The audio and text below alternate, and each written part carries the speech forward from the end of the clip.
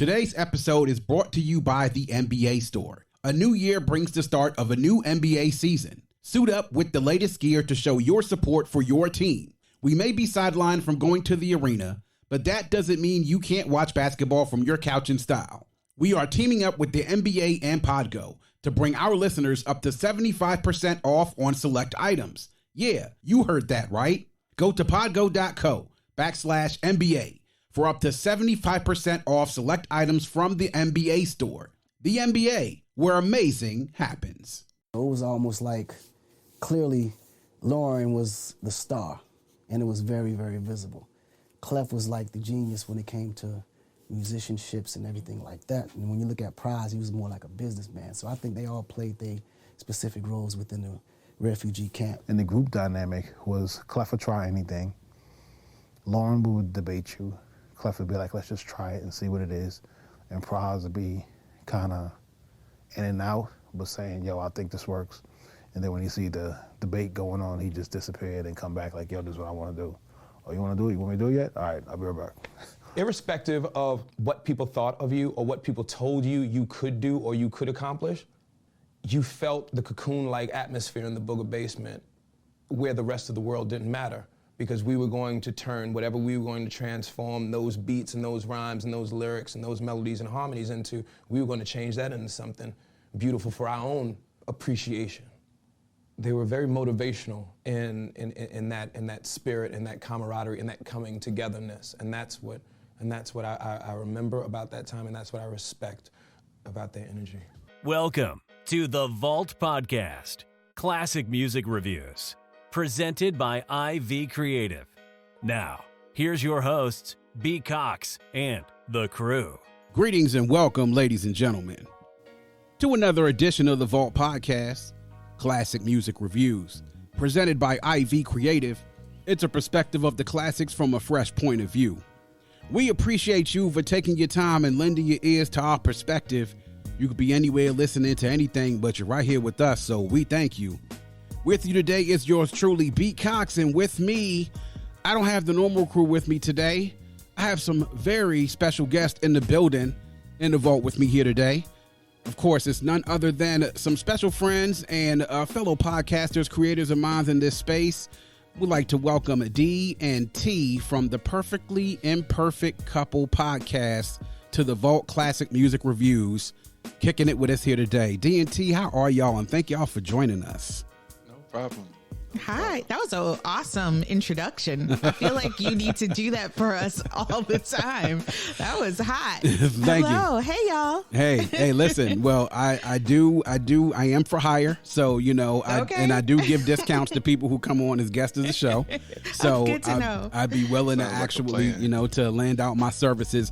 But they're here to kick it with me, y'all, today. And the D&T, their Perfectly Imperfect Couple podcast is a very dope show. Thank you. And I've listened to it, became a fan of them. They actually reached out to me as I put something out on social media to say that I was looking for contributors for this year, the Vault, because it's a stacked year. And they reached out to me. So we're going to be kicking it not just today, but for a few other podcasts in the future. So they're going to be here. They're going to be guests in the Vault. So I'm looking forward to the discussion we have today and also in the future, y'all. So thank you again for joining us in the Vault. And I'm looking forward to this discussion today and as we have in the future. Want to take the time, of course, to thank all of our listeners as well. Host on Red Circle showing great numbers. Thank you to everybody, of course, subscribing to the YouTube channel as well. Continue to show love and get the word out there. And, of course, as we always say here on The Vault, our motto is hashtag open the vault, hashtag nothing but the classics. And today, it's a special one because this is something in the album that I'd really have to step back and say, as a music lover, that I critically underrated myself. I got to understand the importance of it listening to it this past week as I was talking to D&T before I came up. So that's so funny you say that. Yeah, you know. I feel the same way. Mm-hmm. This is an album that I think many of us probably didn't get a full appreciation for at that time, regardless of whatever age we are at, because it was something that we would never see again. And that is probably the most tragic part of this whole thing because it was amazing. And what am I talking about? We're going to go back to 1996, February 13th, 1996, to be exact. And we're going to go to the second and the final studio album from the Fugees, The Score. The final album by the Fugees, The Score. Released on Columbia Records, recorded between June and November 1995. A runtime of 60 minutes and 52 seconds. Rough House and Columbia Records. Executive producers, Pras. Also executive producer, Wyclef. Also executive producer, Miss Lauryn Hill. Associate producers, Jerry T. Bass Duplessis, Diamond D, John Forte, Sean King, Warren Riker, and the incomparable Salaam Remi. In 1996, 25 years ago. It has been 25 years since we've had the Fugees put out music. And after listening to this, many of us would have thought, hey, we got many more albums to come from this trio. But just like that, it was all gone. But if you were going to go out, this is the way that you wanted to go out. Okay. Absolutely. So funny thing is, like I only thought it was only one album. I only thought they did one album. I never know they really did two until I told you. Yes. Yes, I told you. You told me. Yeah. Yeah, and you know, it's funny that you mentioned that because getting into the background of how the score came about, their debut album, Blended on Reality, which also was on Rough House and Columbia Records, came out in 1993 into 1994, and it was what they say, and I'm quoting, a critical and commercial failure. And it was. I mean, I was, when the Blended on Reality came out, I was still in elementary school. So, but I remember listening to it and not being really blown away by anything. And the only thing I remembered from them was the Nappy Heads remix done by Salaam Remi. And that was it. But other than that, there was nothing else on that album that really caught your eye. So when you have a debut album flop, it's almost like the mark of death. Because back then, labels were spending big money on rolling out albums. And if you flop, chances of you getting the second album are probably slim to none. Oh, yeah, it was a done deal. Yeah. That's the crazy thing. Like, I never remember they had a first album. Yeah. And like, yeah. at all. Yeah. And it was forgettable, to say the least. And here's the crazy thing about it. Columbia doubled down for them recording the score. It gave them a $135,000 advance. Wow. In early 1995. And then not only that, back in 95, this is what we're talking about, they gave them complete artistic control for the follow-up album. Yeah, and they built a studio. Yeah. They built a studio, and Wyclef's, I did the same. I must have been reading the same article as you were. Yeah. They built a studio in Wyclef's uncle's basement. Yeah, they did. They bought recording equipment, got all these artists to be able to come in to do this follow-up album, but then to have the artistic control, especially from a label like Columbia, was allowing them to be able to have, complete control over it artistically to do everything. So everything you're hearing on this album isn't anything from the label saying, oh, we need this type of record or we need this type of song. Right. No, this is all them. That's what makes it so much more remarkable. It was a gamble, $135,000 gamble. Right. Having that freedom is, at that time, I think in music, was saying a lot. Not that many people got that much freedom. Not at all. Nor that much money to make whatever you want to.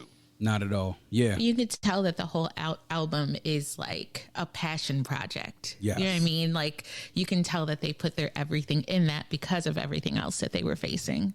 So, absolutely. Yeah, it was. And I want to read a quick passage from, there was an article done in The Ringer. Actually, I think it was posted today, as a matter of fact, by Musa Okwonga. And Musa Okwonga is a writer for The Ringer. She originally from Uganda and had attended school in England afterwards. And their family left Uganda after fleeing the dictatorships of Idi Amin in the 70s to resettle in England.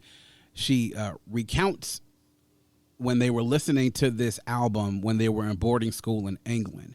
And this part struck me in particularly. And T, this sort of speaks to what you just said in regards to what it was they were facing. It says, this album sounded like Old Testament old, as if it could embed the soundtrack for the Jews when they left Egypt, led by Moses and pursued by a vengeful Pharaoh. Even though the album contained several moments of lightness and outright hilarity, it had the overall air of a dignified and mournful retreat. This was the music, I thought, of people who had either seen or sustained major trauma. Such genius, I believed, could only emerge from a place of pain. And that stuck with me a lot. I think I read that line over 3 or 4 times. Like, the pain, like the type of genius that emerges from pain that people, that you experience. And Absolutely. Yeah. You could tell. I'm sorry to cut you off. You can tell. You could feel it. And even going back and listening to it again, you can still feel it. Do you know what I mean? It's not one of those things that fades. That album is just, it stirs up lots of emotion. Yeah. Pain and trauma, considering where Pras and Wyclef came from Haiti. Historically, especially ever since the revolution, one of the poorest countries in the Western Hemisphere. Considering what Lauren had been through in her life to rise from where she came from to get to this point where they were, pain produces that type of genius. We always talk of sometimes when you hear albums like we talk about this with Mary J. Blige. It's like, oh, when she breaks up, the next album's about to be fire because absolutely you can feel it. Yeah, you can feel it. it's you can feel every word that comes out of her mouth. Absolutely, yeah. So I think you. Even in the interview I read, Pras had said that when they was recording Ready or Not, it was the 3 of us was each going through some pain. Lauren was crying when she did her vocals. It was unbelievable to see her singing with tears coming out of her eyes. It made me want to cry. So that pain is definitely transcend time. Yeah. Comes through the airwaves like no other. Yeah. I'm getting that image in my head of her possibly being in the booth, just singing like that bridge and the tears coming out of her eyes. And it's just like, wow, you can sort of tell. I mean, you can tell when you hear it in her voice because, wow. Yeah. It's and them bars. Yeah. Okay. Oh, wait, let me hush. Go ahead. Yeah. It's cool. It's cool. I understand. El Boogie. Boogie. Man, the leap that they took during this album, all 3 of them, because that's what I discovered listening to it this past week, is that the leap that all 3 of them took from that first album to the second album was considerable. And her jump was the largest out of any one of them. Absolutely. But not to be misstated, the jump that Pras and Wyclef made during that second album, too. I think that even 25 years ago, we sort of looked at it like this was this Lauren tour de force, and it was nothing to have to do with the other 2 members of the group. But this was a complete effort, and not just from Wyclef and Pras, but from John Forte, from The Outsiders, from Diamond D, from even the people doing the skits like Roz Baraka and Talent. Yeah. The skits was hilarious. Yeah. Though especially, what skit was that? The one where he's talking about getting the Chinese food? Oh, yeah. Oh, my gosh. Yeah.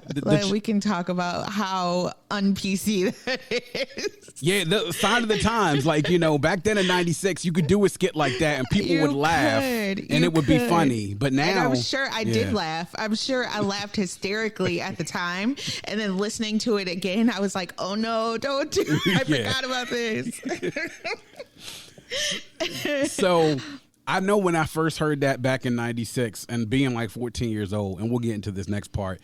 When I listened to that, I think I rewound it so many times, and I think I was laughing so hard, and my mother was looking at me and was like, are you crying about something? Are you in pain? Is something wrong with you? I'm just like, no, I heard something really, really funny. And she was just like, I'm crying laughing at that skit, and nowadays I'm sitting there looking like, okay, yeah, it's still funny. Okay. It's still funny, but damn, this is wrong. It's funny that my daughter, I was listening to it today again, while my daughter and I were out this morning running errands, and that part came on, and she was like, oh my gosh, Mom. Mom, that's not okay. And I was like, oh, because I was laughing. Yeah. I was like, it's not. You would, be taken aback by it right now. Whereas at her age, hearing that, I didn't think twice about it, I don't think. I think I just laughed. Yeah. So FYI, my daughter is super sensitive to everything in the world. And so she tries to be a teen girl. Yeah, she tries to be as pro everything. Yeah. See as possible. Yeah. Nah, they're better than us, man. They're better kids than we were. You know, we were horrible when it came to stuff to each other and about cultural sensitivities. They've learned a lot better than we have. So, you know, that's a good thing. So, Yeah. But let's go back to 96 and the two of you, and just give me an idea of, you know, when you heard it back then or close to that time, what you thought, and as you listening to it this past week, getting ready to review it, what revealed itself to you in these 25 years since then? Baby, you want to go first? Sure. So I'm about to give my age. So back then. It's okay. We all grown here. So when this album came out, I was a sophomore in high school. Okay. And I don't know if I appreciated it at that point. Why did you look at me like that? No reason. Oh, I don't know if I appreciated it at that time. I don't know if I really did. I know that I remember it coming out. I know that I listened to it, but I don't know if it brought up as much emotion as it did when I was like, you know, when I got into college, I think is when I really dug into it more. And I feel like we were talking about pain, right? So I feel like that album, it kind of, it's not that you don't appreciate it. If you appreciate music, you know, it's like, oh, this is a great album. But when you really have gone through some things and listened to that album and can feel that they feel every word of it, it hits you differently. Yeah. So I think in college, when I was listening to it again and had gone through things in life, like it just felt different. Yeah. Even listening to it in preparation for this, it felt different, you know? So I think it's one of those albums that, like I said, stirs up so many memories and emotions, and it's a classic, and you bob your head to every song. And yeah, I remember it coming out. I remember thinking, oh my God, Lauryn Hill is so pretty, and oh my God, I get, you know, and oh, she got bars and all of those things. But I remember revisiting it again when I was in college a couple of years later, and it hit a lot differently at that time. Yeah. Yeah. What about you, babe? I have a different experience with it. I didn't, as B&M introduced last week, another album came out on the same day as this album. And in my Best Buy Tuesday afternoon during lunch hour, looking for CDs to buy to listen to at school, I picked a different album and I didn't pick this one. And so a friend of mine that I grew up with, I was always like the West Coast, down south music lover. I grew up on like Too Short and 8-Ball MJG and Outkast, like all those things. I never really ventured into East Coast music. Yeah. Until East Coast, West Coast beef kind of thing. And I was like, I don't really like this stuff, and whatever the case is. But my friend who lived down the street from my grandma, my childhood friends, he was like a straight East Coast music person. Like, Okay. and he was like banging this like all the time. And so it was, I knew the songs from the radio, and I heard all the ones that they dropped, but like the actual meat of the album, I had to hear at his house, but I never did really get an appreciation for it until, as bad as it's going to sound, this week or like the last few weeks listening and preparing for this, I was like, it wasn't that bad. I already knew like Lauryn Hill was good. You said it wasn't that bad? Is that what you just said? Can we not? Okay. This isn't our show, baby. Okay, it's not. You're right. It's cool. I'm Go right sorry. ahead. I'm right It's here. I'm okay. listening. Babe, you said, it's not that bad. Yeah. Like, what? Like, I need you to respect El Boogie right now. Okay, See what go I'm ahead. saying, B? Like, I can't get on nobody's show and express how I feel. Hey, I ain't in it. I'm not in it. I'm sorry. I'm sorry. Go This ahead. ain't even our show. I know. Go ahead. Jeez. I was saying at that time, I was like, it's okay as I listened to it. But then this week or this past few weeks, I've been listening to it, preparing for the show. I've been like, ooh, I slept on this for a while, like a long while, but I slept on it. And in this album, like really, all I hear is L Book. Like I'm very glad you said in the introduction that, Wyclef got better and Pras got better. Like they got better. But like when I hear this, every bar that L Boogie spit is like, okay, that's another one. Yeah. That's another one. And like it just, it felt really good. Yeah. This album came out second half of my 8th grade year. And it's funny, D, you mentioned the day that this came out that you grabbed another album. Now, I'll take All Eyes on Me for 500, Alex. Was that what you picked up? Absolutely. Exactly. I figured that much. Yeah, I figured that much. Now, back then, I wasn't buying CDs. I had to listen to rap through my headphones in my household. I grew up, those of y'all who have listened, I grew up in a Caribbean household. My parents thought the rap album was trash. Rap albums and rap music was trash. But luckily for me, I had older sisters, many of them who were either in high school, and I had 2 sisters that were like college age at that time. I listened to this album by getting the CD from one of my sisters. Nice. I remember the videos, especially from the first single with Fugees, which I thought was a pretty cool song. Now I feel a whole lot differently about it now. Killing Me Softly was a big hit. Ready or Not was great. But then getting into the album, I sort of listened to it, and I was like, yeah, you know what? This is actually pretty good. Like, this is a pretty good album. Like, it's solid. I didn't really think a whole lot about Wyclef and Pras at that time. Like you said, it was all Lauren. Of course, I mean, obviously, she's amazing, and we've known how amazing she was. This started like a hardcore 3-year period where she was golden. Everything that she put out, it was like the Midas touch. You couldn't stop anything what L Boogie put out. And by the end of that 3-year period, she was the biggest thing in music, not in hip hop, in music. Yeah. But revisiting this, and I hadn't listened to this album much over these last 25 years. And I think it's because we think about the time period it came out. D, you said that you picked up All Eyes on Me when it came out on this day in 96. And 96 itself, if you were to ask me about the albums that I played over and over and over and over again, this is probably 7th or 8th on the list. And that includes the R&B albums I'm talking about during this year as well. My point of illumination came as I started listening to this album again, getting ready for it a couple of weeks ago.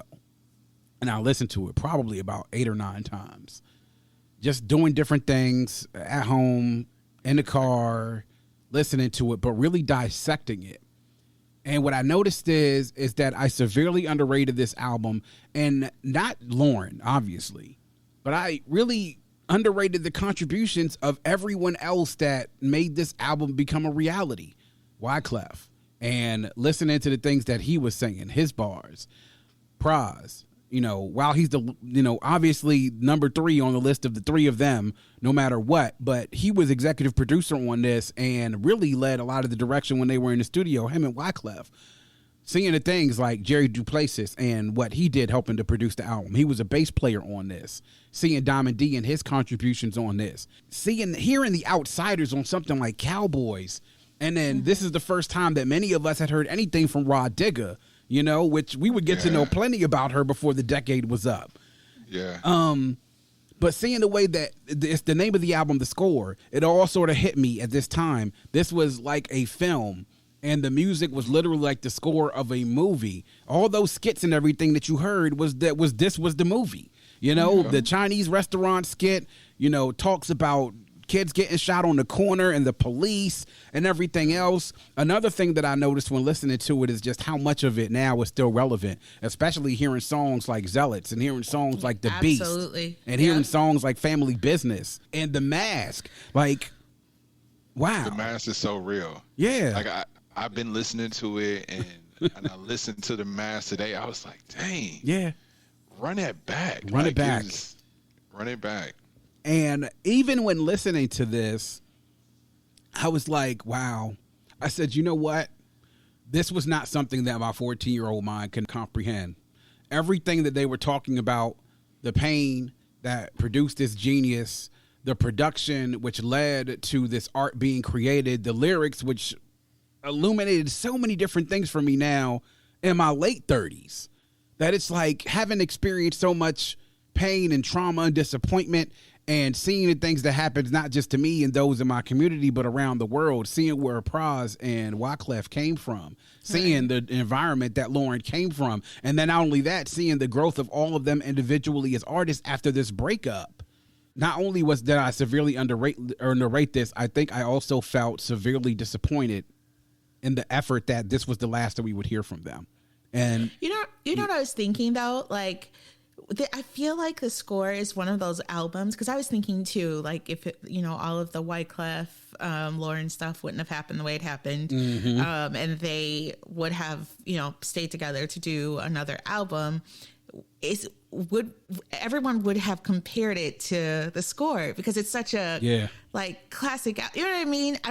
It's one of those things where people would they have even given it a chance, right. You know what I'm saying? Because the other one was so good. I don't know, I feel like they left us with something great. They did. But I think after being able to see what each one of them put out individually, because you saw the growth of each of them after this. Like you saw Wyclef put out an album like The Carnival, which, many people, I'm not going to sit there and say, it's one of the best albums of all time, but it was a dope and a solid project. I mean, Praz being able to do things like made the biggest song of his career, which, made him a good amount of money, and being able to step out of the booth and really be more of an executive. And let's not even talk about Miseducation. I mean, right.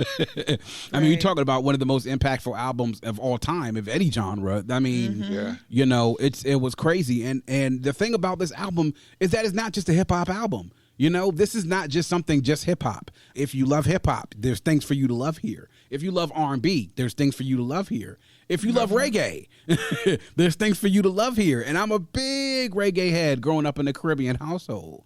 It was almost like opening that bottle of a 12-year bourbon or a nice finely aged wine, and be like, man, and then just sitting and taking that first sip, and you're just marveling at the quality of what you just partook in.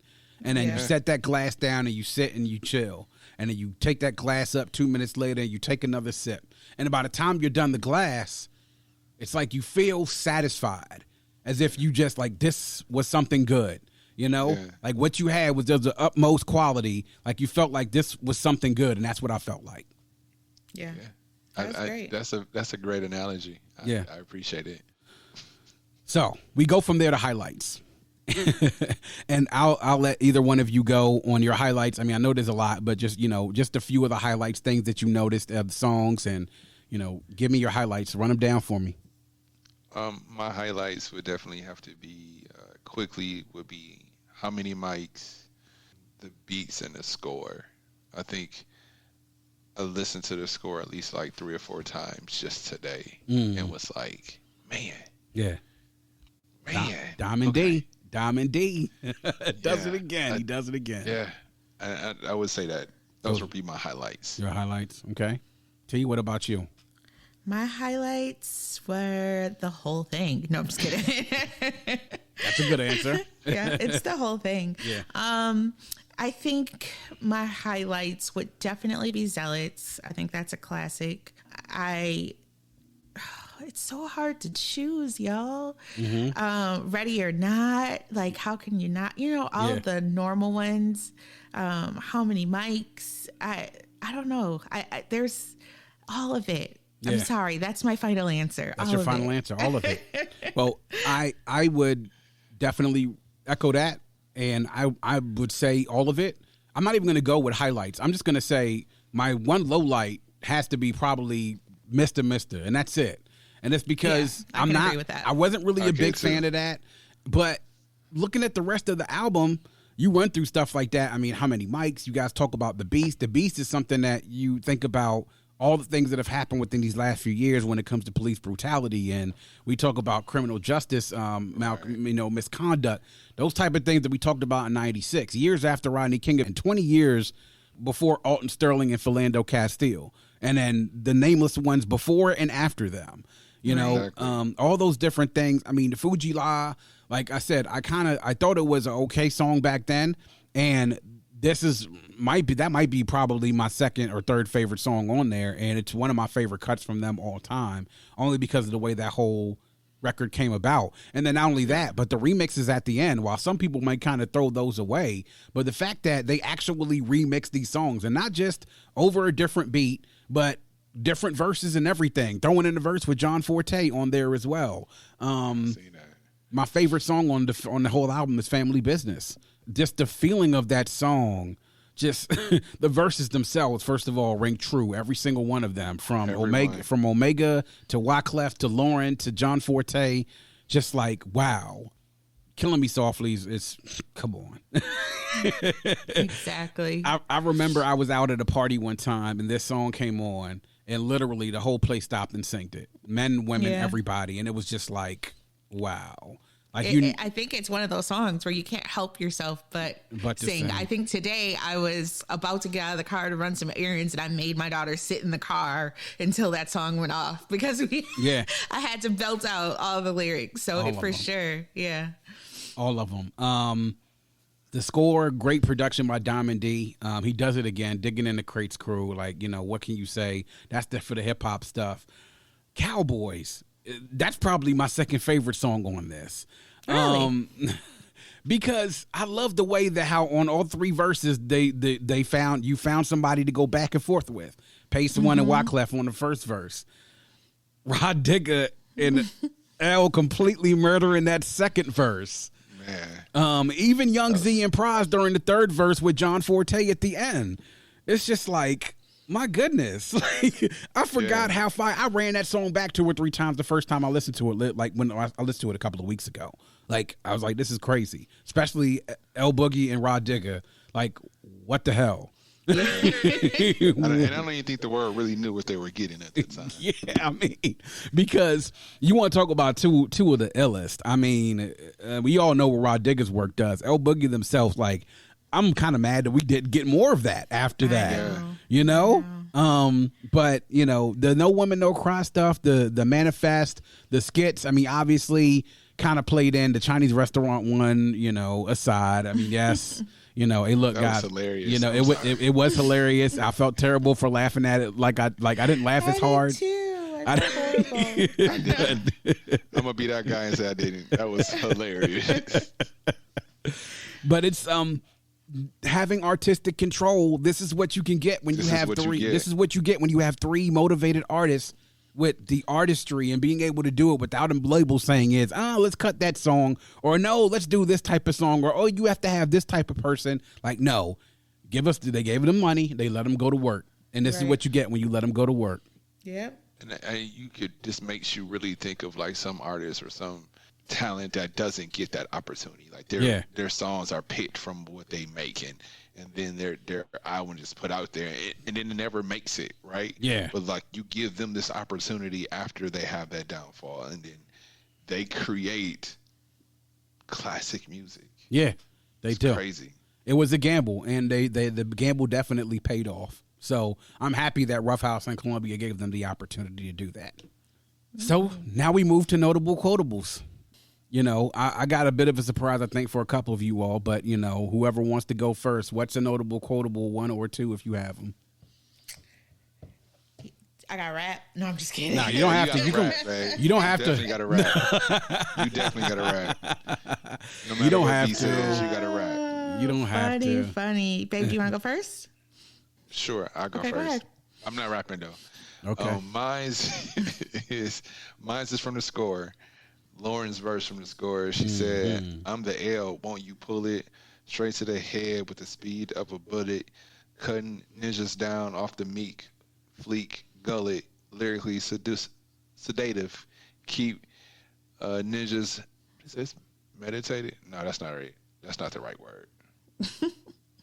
Whatever lyrics, I got this wrong. Yeah. They got head rushes, I give to creative kids and fiends dreams of euphoria, aurora to another galaxy, psychedelic. No, you know what I'm saying. Yeah.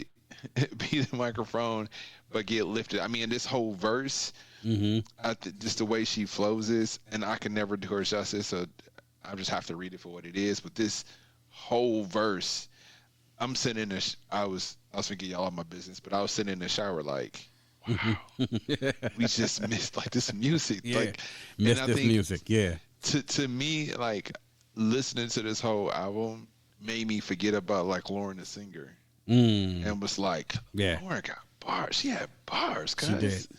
She had bars, and so I think this is when I heard this one, I was like, yo, this is my pick. Yeah. She's a musical unicorn. I saw that when I was looking things up. Someone referred to her as a musical unicorn. And I was like, that is exactly it. That's appropriate. It's appropriate. It is. Yeah. Yep, she is for sure. Well, T, what about you?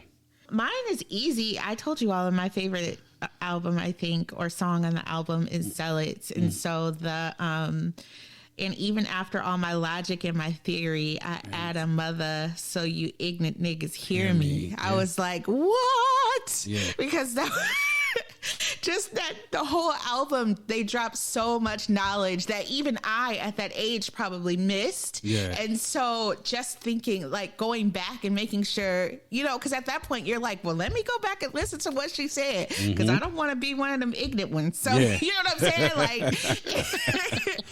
it just her just being, I don't know, her, the musical unicorn that she is, and making sure that she has your attention and that she is still showing that, you know, she's El Boogie, you know, she can go there, but like she was so much more than that too. She was. I think that was that. I mean, you can't. That was it. Yeah. That dropped the mic. That was it. Yeah. Yeah. That line, and also the other one where it says, while you're acting like you're Al Capone, I'll be Nina Simone and defecating on your microphone. Those are probably two of the most frequented lyrics from this album from Lauren that I hear people spit. And they're appropriate. Very appropriate. So I have pick, that's a good pick. That's a good pick. That's a That was good my pick. second. Thank you. That was my second one. Good job. Okay. So I have two from Family Business, and it's Clef's first verse and Lauren's verse on here. Clef says, about these days, it's hard for we to find a peace of mind. Between insanity and sanity, there lies a thin line. Some dwell in hotels with Jezebels, a stone age and fall a victim to the plague. Unclean, bad dreams of why Clef being a fiend. One last kiss from my sweet serpentine. Eliminate, break, navigate to rejuvenate thoughts of suicide with my nickel plate. Reconciliation came from my enemy friend who said family don't bend, we stay silent till the end. Now who would think that your best friend will be your worst enemy and your enemy your best friend? Staring to the air, inspiration from the atmosphere. I think of old ghosts that ain't even here, like Alex Haley. Take notes of this biography. My family tree consists of street refugees. A ghetto lang where we talk slang. Stolen cars bang like my chitty bang, bang shebang for the heads. We ain't selling cocaine today. So refrain and let my family reign okay. And then Lauren's verse, I mean, Lauren's verse, my circle, it can't be broken, open, cutthroat, and provoking. Record promoting tokens, choking on the words like smoking, because we soft-spoken. Doesn't mean that we forgotten, your booty smell rotten. And one day you will be gotten. My arm, see, jokers is scattered brain. Their focus is unrestrained. My army is trained. You never find us beefing in vain. Because I've seen fire and I've seen rain. You claim to fame while modest niggas remain. I can judge a character like Edo judge a verdict. And if you bring in threats, I give you sex if you ain't heard it. See, poppin' shit ain't your attitudes and how you word it. I've seen the biggest niggas on the blocks get murdered, and they deserved it. Or so the B said when they served it. That shit is nervous. So what's my purpose? Family, we must preserve it. Your number's retired. You better hope like hellfires you'll be screaming murder, she wrote, like Shaka Demus and Pliers. I mean, this is my favorite song on this album. It was even back then, and it's still now. A lot of quotables on here, and the quotables to me stick to me a lot more now because of what I've experienced in life. Absolutely. And I'm sorry to cut you off. I keep cutting you off. It's okay. Welcome to our show. Welcome to the show, B. This is how it always is. It's all good, man. Go right ahead. Go right ahead. As a woman, the line in Manifesting where Lauren said, like, that's my friend. That's my best friend, Lauren. Yeah. Where she, nothing left. He stole the heart beating from my chest. I tried to call the cops. That type of thief they can't arrest. I went back on that so many times. Yeah. Because you like heartbreak and oh gosh, she just knew how to speak to you. So yeah. Sorry, I just had to throw that one in there for all the girls out there. No, of course. That sticks with you. For sure. That stuck with me too when I listened to Manifest, and every time I hear it, that particular line sticks with me. Yeah. Talk a little bit about the legacy of this album. This album won in 97, won the best rap album. Killing Them Softly won the best R&B performance by a duo. This was up for album of the year in 1997 as well.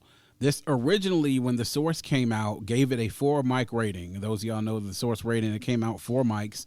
Gotta love the Source, man. Yeah, but after some time, I think in their 15-year issue, or it might have been their 20-year issue, they actually went back and re-rated this to a 5 mic rating. 5 mic rating being a certified classic. Sort of speaks to the legacy of the album.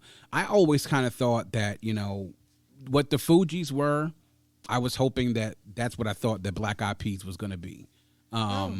You know, and for those of us who are old enough to remember when Black Eyed Peas was just starting out, you were hoping that that was sort of like, you know, what they would turn into, and they morphed into something completely different than that. Completely different. Which, I mean, for a certain audience is fine, but for those of us who sort of knew them as a hip hop group, it was, you know, I mean, well, good for them in their pockets, you know, but they're really exactly. I really thought that it would have been great. Talk about the best albums of the year. Fergie's not a Lauryn Hill, though. No, not at all. Not at all. She isn't. Yeah. No. Yeah. But go ahead. I'm sorry. Not at all. She isn't. I just had to say it. I had to be the one to put that out there. You did. She is. Thanks, babe. Thank you for your contribution. I mean, she's great in her own way, right? Thanks, babe. You can't dig out of this one. No, it's okay. She's Lauryn not. Hill, that's all. She isn't. You know, she isn't. Wrong skin color and everything. Yeah. No comparison. No comparison whatsoever. Best albums of the year. This showed up on a lot of different lists, particularly on Rolling Stone's Best 500 Albums of All Time. When they just released the list again in 2020, the album was ranked 134th on the 500 greatest albums of all time, which is telling because it's in front of a lot of albums that you would think it would be behind. But it sort of just speaks just to the legacy of the group and the fact that this was the last time that we had music from them, and they would go on to do their individual thing. I was reading in an article earlier today that, you know, because the breakup was so acrimonious, they've refused to come back to record together, and they've even refused 6- and 7-figure deals to even get together to do tours and do their hits. Money, you know, it just shows you just how bad the breakup was, and we know what's been going on. I mean, Wyclef doesn't at a certain point really didn't need much money. Lauren recorded one of the greatest albums of all time, and then she fell off the map. And then she made a habit of showing up to concerts 2 and 3 hours late. And I was actually at one of those concerts. Oh no. She wasn't the only act there. As a matter of fact, in 2010, I was at Merriweather Post Pavilion, which is right outside of D.C., for those of y'all who aren't from the area. And it was the Rock the Bells concert. There were a lot of people who were performing. Rakim, KRS-One, DJ Premier did a DJ set, Tribe Called Quest, Wu-Tang, Snoop Dogg. But she was supposed to be one of the performers. She was having a band. They set up her band and everything. 20 minutes pass. 30 minutes pass, 45 minutes pass, and the crowd starts getting restless. They take the instruments off of the stage and then put Tribe Called Quest on because she wasn't there. Then after Tribe, they put the instruments back on the stage. 20 minutes pass, 30 minutes pass, 45 minutes pass. Eventually, the musicians come out and they start playing, and then eventually she comes out and she performs. And it was less than stellar. Yeah, I was going to say, I heard that too. Not only has she been like hours late, but her performances haven't been the best. And that makes me sad. Yeah. Because, girl, don't you know who you are? Right. I don't know. Well, That makes me sad. I think and the thing is, like, because of the dispute that she has with the record label, she can't even perform her songs as the way they were recorded. Hence the reason why she records which she performs with the live band. And what you're hearing are not the actual grooves from the song that she did. A lot of them from Miseducation. So, you know, they've sort of made a name for themselves. But gosh, man, if you're gonna go out with this, right? So, absolutely, you know. So the final part of this, one last thing that we do, obviously, we give the final test, the final verdict, to see what it is you think about it. You know, our ratings that we do here. Is it a certified classic? Is it a borderline classic? A classic just in its time? or is it not a classic at all? And then we also see how you feel about it. 10 that you feel really strong about it, and 7 that you're not as strong with it. So anything in between then. So I'll start with either one of you. What either one of you say? What is it to you? You're certified, borderline, just in this time, or not at all? And then 7 to 10, how strongly do you feel about it? I'm going to say this, and I'm probably going to get shot, so that's fine. And I'm going to tell you what I think it means to me. I think it was an underground classic. Okay. And I say that is because I think for me, when it came out, I was all about All Eyes on Me. And so then when this came out, I don't think I really didn't get the feel for it. But then now I'm like, oh, I just missed 25 years of music. Yeah. And so to me, it was like an underground classic because it slid under there regardless of like what other people said. And I knew like other people were listening to it, but I was like, it's all right. I'll move forward. But then when I really now get the time to really appreciate it and listen to it and vibe out with it, I was like, yeah, I missed this one. This is one of the ones I missed. Yeah. Okay. And so where would I rate, like if... Yeah. I mean, I feel good about I would say it's an 8 because everybody going to tell me it was a classic out the gate. And that's cool, and I get that. I'm pretty sure it was. But for me, it just wasn't... Yeah. It wasn't a classic at the time. It wasn't until later on that I really appreciated it. Gotcha. Did you just give it an 8? Yeah. No. Oh, I thought you gave it an 8. I was about to say I gave it an 8 on my rating, babe. Oh, okay. Yeah. Okay. Can I judge can I get my feelings? Yeah, go right ahead. Just these are my feelings. Y'all were funny. I am going to agree with you that it is, I would say it was an underground classic that has turned into a certified classic. So it's, as the years have gone on, people are starting to appreciate it more and more and more. And it's one of those albums where you can't help but listen to it all the way through. You're not skipping songs and you're bobbing your head and trying to sing. That's, to me, is one of the qualifications of being a classic. And so I would say, yes, I think there were a lot of people that slept on it when it first came out.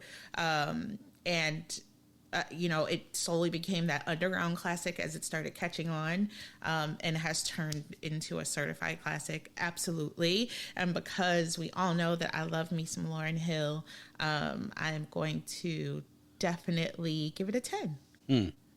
Okay. What? Nice. Nothing. I'm making sure I did my rating right. He's giving me dirty looks across the table. I'm not giving you dirty looks. Hey. Okay. I'm not there, so I can't say. So, and if I was, my head would be in my phone because, I don't get in between couple disputes or nothing like that. This is what we do. I know. This is what we do. I know. I've heard the pod. I know. But to me, I think I'm along the same lines, probably as both of you. I think that like I said, I underrated this when it first came out. Listening to it over these last couple of weeks, it's definitely a certified classic, and it goes beyond just hip hop for me. It goes because of there's so many different genres that this touches on, not just hip hop, but also R&B, also reggae, also those influences of what you hear from the backgrounds that Pras and Jerry and Wyclef had that would eventually serve them later on. But then you look at the samples and things that they use from the music, they did the samples and the redos and the covers justice. But then also the impact that this album has had in regards to who was made music afterwards. This really launched into the consciousness another group of people who didn't know about Lauryn Hill. They found out about Lauryn Hill. It launched a career for Wyclef where he became a Grammy Award winning producer and artist himself, and somebody who has produced many different other artists and has crossed over into so many different other genres as well. It took Pras and made him an executive and somebody who, really helped to guide the direction of this along with Wyclef and Jerry. And after listening to it now, like you guys said, like this is the type of music that I miss. And I missed it partially because I was so into so many different other things in 96, but after listening to it this past week, I'm like, certified. Stamp it, number 10, no matter, without a shadow of a doubt. This is something that now I know I need to revisit again and again and again. And then eventually when I have kids, this is going to be one of those things. Hey, look, this is something I need to get on vinyl. You know, like I'm starting to collect vinyl. Ooh, this is something I'm like, my next move is going to be to look for this on vinyl and put this in my vinyl collection, you know? So that's where I'm at with it. Certified classic, number 10, without a shadow of a doubt. Yes, babe. You know, so thank you, B. Because now she looking at me like, I told you I wanted a record player. This is the reason why that all just happened a second ago. So thank you. Hey, you got to do it, man. You got to do it. You got to do it. That's what I said. That's what I said. And I was looking player. too at I was trying to see when Sister Act came out, and that was after. That was after the album was released? No, before. Before. Sister Act came out, and Sister Act 2 came out in 94. Okay, so it was before. It was before. And I don't think any of us really even knew Lori can sing until then either, you know, until Sister Act. And it was just like, wow, she can sing. Like, you know, and that was a funny thing. It came on and we were like watching it, or we seen it on somewhere together. And I was like, dang, Lauren. Yeah. Really? Mm-hmm. You know what? I was thinking about it because I was like, is that the reason why I even picked up the Fugees album? Is because of Sister Act? And I think I didn't go to a very ethnic school, you all, and so you know, you had to find these little gems, and I think I saw her in Sister Act, which is the reason why I even picked up the Fugees album. Yeah, it's because of Sister Act. So yeah, that's interesting. Making me reminisce over there. Yeah, and last little nugget before we close things out today. The Score by the Fugees, best-selling hip-hop album by a group. Now, you think about all the groups that have come by, Tribe Called Quest, Wu-Tang Clan, Both Thugs and Harmony. No, them. 6 million records. 6 million records in the U.S., 22 million worldwide. That's legacy. That's a real legacy. That's a legacy, you know? So here we are, guys. As we know, we're about to wrap this up and wrap up the vault. But before we go, I got to thank D&T once again from the Perfectly Imperfect Couple podcast and give them a chance to shout out. Guys, tell everybody where they can find you all, where they can listen to your podcast. Shout out social media, website, anything else, the whole nine. Go ahead and give it to people. Give them what they want. We can do that. Thank you for having us. It was a lot of fun. So let me start off with that. Thank you so much for having us. Hopefully we didn't like take over and, you know, mess up your format here. No. Babe, tell them how they can reach us. All right. Well, you can reach us, or you can always email us at perfectlyimperfectcouple.17@gmail.com. We're on Facebook. You can look for Perfectly Imperfect Couple and just join our community page. We post a lot of our questions and things that come up with the show and things that are happening with us in there. We're also on Instagram and Twitter. Our Instagram is perfectly_imperfect_couple_17. It's a lot of underscores, but we wanted it. And then we got Twitter is Perfectly Imperfect and only one E, and that's the last one. We are also everywhere you podcast. There's nowhere that you could possibly podcast that you can't find us.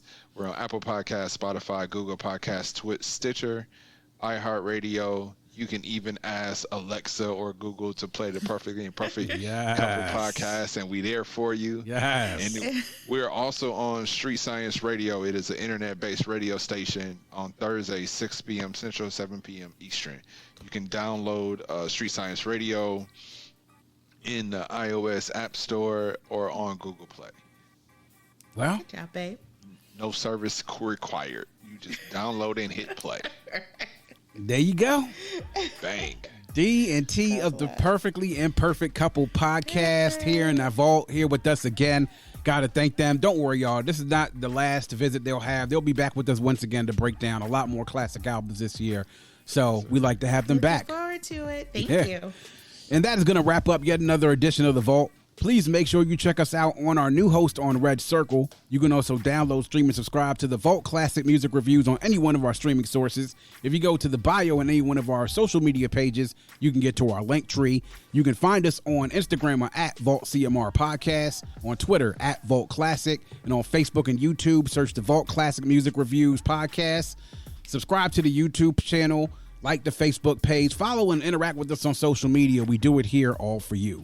We appreciate all the support, and if you have a friend, tell a friend, and make sure that friend tells a friend. Always remember to keep your headphones on and your music loud, but not too loud. And as we close, we'd like to remind everyone to dream big, because dreams are the basis for creation. Always create, motivate, and elevate, because you were never destined or created to stay stationary in this life. And on that note, we say peace. Thank you for listening and coming into The Vault. Please subscribe and follow us on Facebook at IV Creative and Instagram at IVECRE8.